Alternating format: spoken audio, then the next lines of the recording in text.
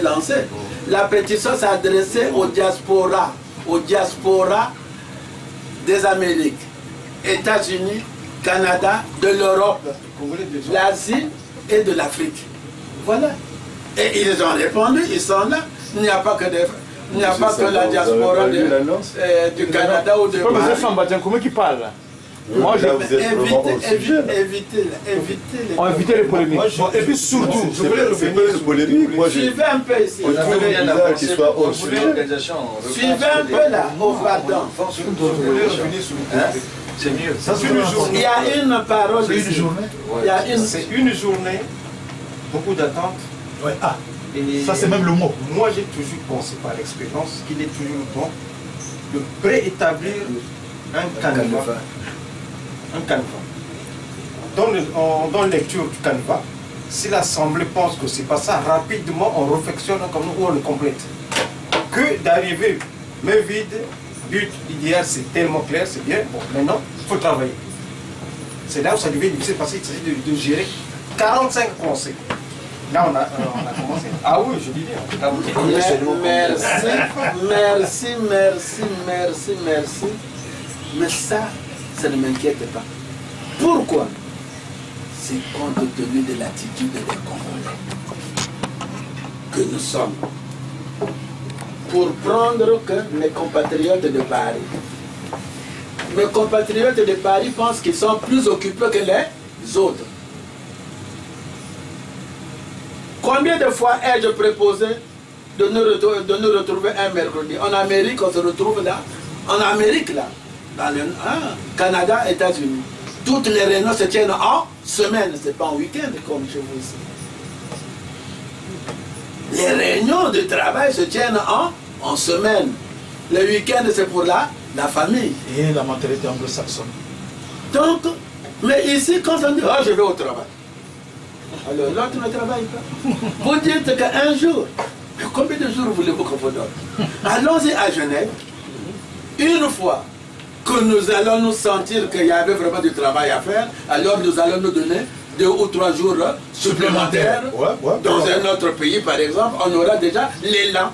Mais qu'on le fasse avant juillet. Je n'ajoute rien. Je sais pourquoi je suis en train de dire avant juillet. Parce que avant juillet, le comité que vous allez pouvoir mettre en place là, moi personnellement, ce comité-là, je vais l'amener quelque part. Mais avant juillet.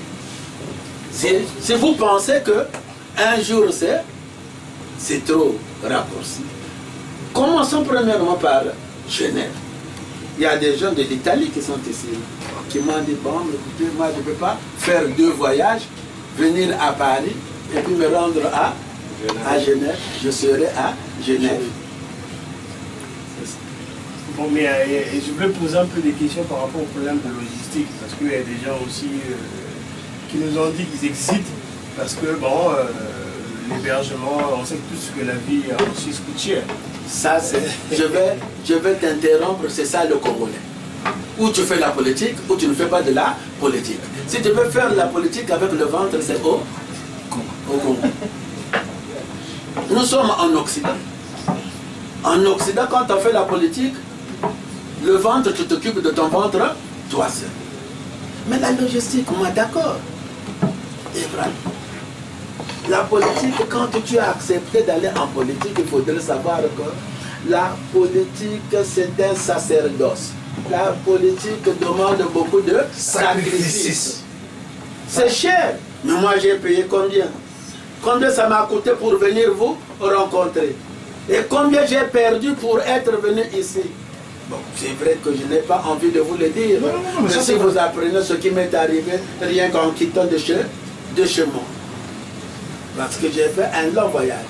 De chez moi, de Québec à Montréal et de Montréal à Paris. Si je vous dis ce qui est arrivé là-dedans, en ce moment précis, ma femme est en train de pleurer. J'ai dit non, calme-toi, c'est pas un problème. C'est ça la politique. C'est un choix. C'est un choix. Tu veux manger chez ces chasseurs. Tu veux faire de la politique ici. Sacerdoce. Sacerdoce. C'est un sacerdoce, ça c'est vrai. C'est un sacerdoce. Parce qu'au début, on n'a pas de moyens.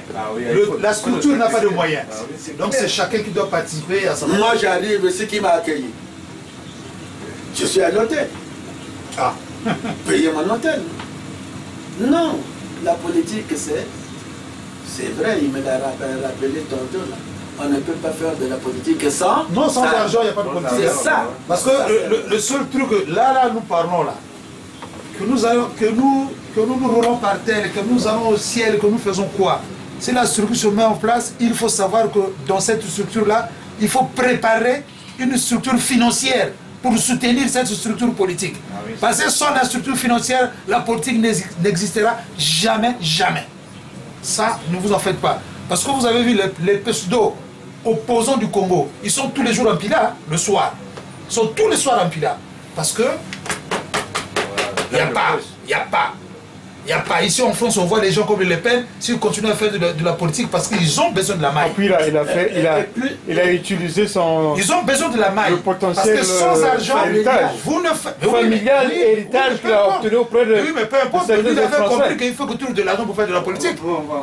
D'où il captait les héritages des sympathisants et des partisans du FN. Et puis, non seulement ça a des problèmes. C'est vrai ce que tu viens de soulever. Genève, tu as été, c'est bien beau. C'est ça la politique. Moi, je vais vous dire, quand je suis parti de Paris, j'étais avec vous ici. Moi, j'ai enseigné ici.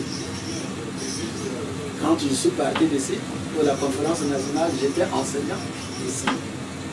Et quand j'arrive, je le disais tantôt avant qu'on ne commence, je suis allé trouver ce qu'on appelait le front de refus. Et tout de suite, j'ai adhéré au front de refus. Le front de refus, c'était composé par le MCDDI, composé par l'UNDD. Non, ça n'existe pas. Non.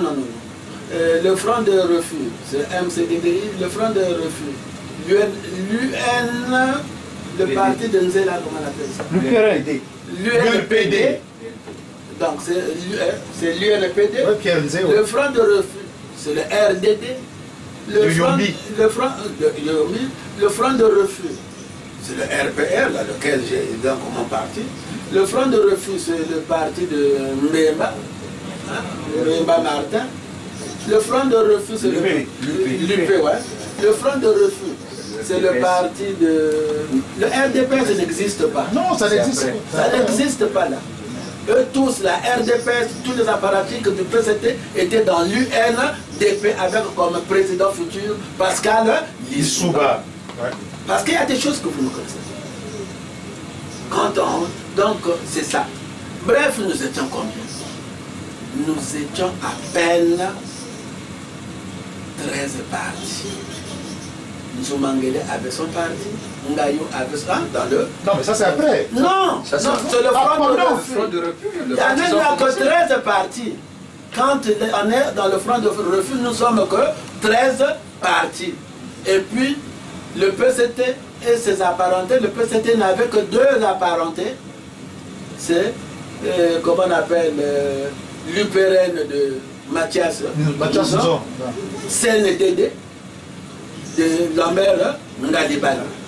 Et ensuite, il y a Bongo Noara qui est venu prendre la coalition CNDD et qu'est-ce que j'ai dit là-bas?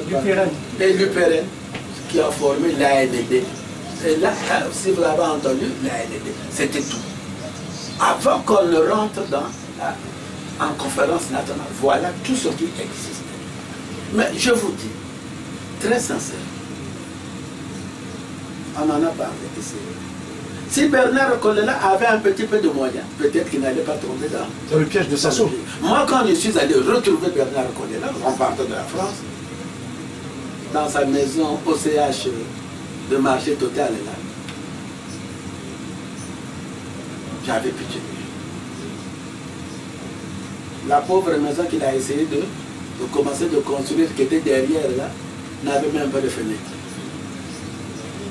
Qu'il a fini par faire dans son bureau, tout et tout. s'est retrouvé là. C'est moi. Le moi est haïssable, mais il n'est pas haïssable parce que je vous dis la vérité. La vérité, oui. C'est moi. Moi, Mbiki de Nanité Lami.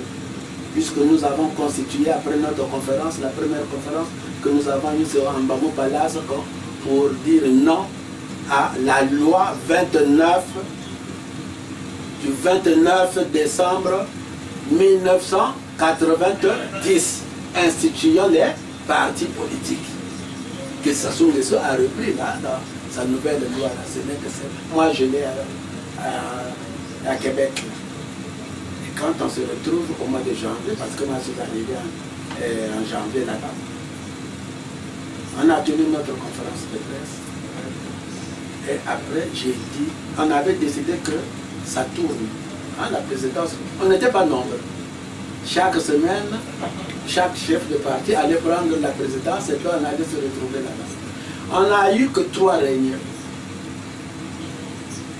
La première grande réunion, c'est la conférence que nous avons donnée à Mbamou Palace. La deuxième réunion, nous sommes allés la faire chez...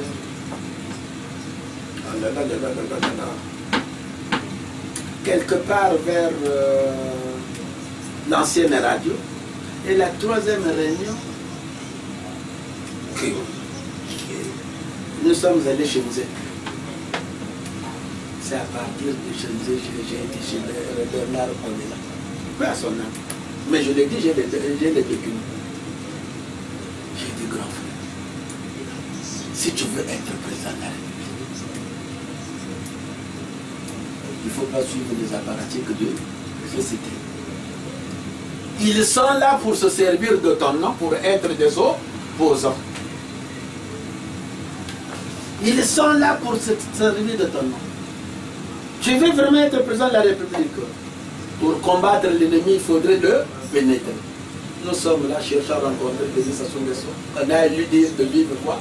Que toi là, c'est fini. On laisse ces gens-là.